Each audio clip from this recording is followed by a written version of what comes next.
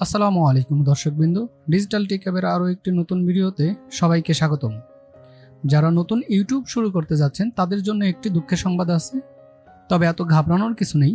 Recently ইউটিউবের একটি update এসেছে, আর সেই আপডেটটা হচ্ছে এখন থেকে আপনি আপনার ইউটিউবের যে সাবস্ক্রাইবার, আগে যে হাইড অপশনটা ছিল সেই হাইড অপশনটা খুব শীঘ্রই চলে যাচ্ছে। আপনি যদি আপনার ইউটিউব চ্যানেলের সেটিংয়ে গিয়ে দেখেন, অথবা একটা নোটিফিকেশনও পাবেন উপরে সাবস্ক্রাইবার কাউন্ট, এবং এখানে লেখা আছে this setting will be going away soon. আমরা যদি লার্ন মোডে যাই আমরা একটু দেখতে পাবো কমিউনিটি অ্যান্ড কমেন্টসে আপনারা এখানে দেখতে পাচ্ছেন starting July 29 channel can no longer hide that subscriber. যারা নতুন ইউটিউব শুরু করতে যাচ্ছেন তাদের জন্য একটি সমস্যা হবে, যখন নতুন ইউটিউবিং শুরু করবেন অনেকেই আছে যে সাবস্ক্রাইবার দেখেই সাবস্ক্রাইব করে।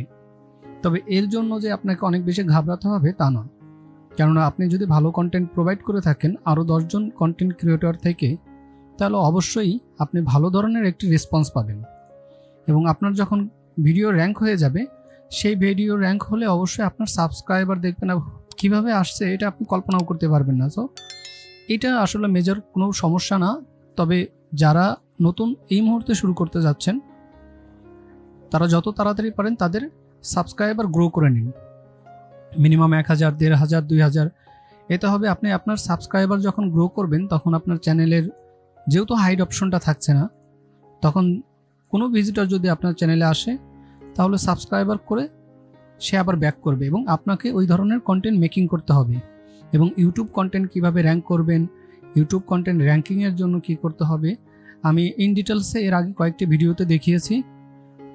তো আশা করি আপনারা সেই ভিডিওগুলো দেখলে অবশ্যই বুঝতে পারবেন, এবং আমি ভিডিও ডেসক্রিপশনের নিচে দিয়ে দেবো।